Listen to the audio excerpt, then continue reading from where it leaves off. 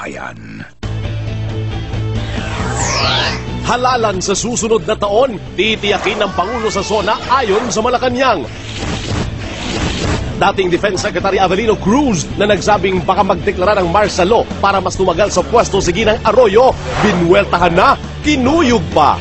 Nakakagulat pero uulitin ko, probably it goes along the grain of him being identified himself with the opposition. Pangulo Arroyo, bagsak ang grado, sabi ng ekonomista at grupo ng mga negosyante. Cory, ipinagdarasal din ni Pope Benedict XVI. Singil sa tawag sa cellphone, gagawin ng kada 6 na segundo imbis na kada minuto.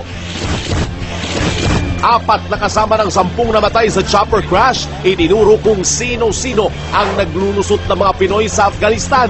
Ang isa nagbayad na ng mahal, namatayan pa ng anak, pero walang pinagsisisihan.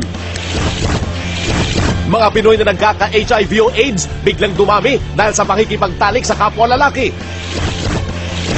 At bowling sa yelo, patok sa Japan.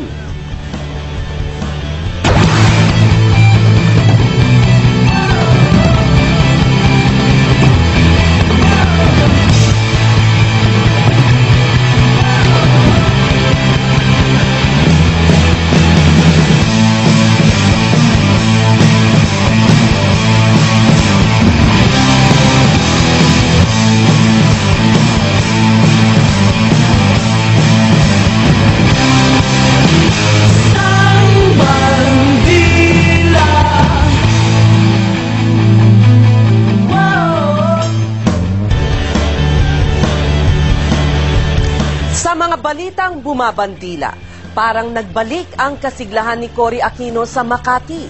Muling nagkulay dilaw ang ilang parte ng Makati bilang suporta sa dating Pangulo na nakikipaglaban sa sakit na colon cancer. Live mula sa Makati City, nagbabandila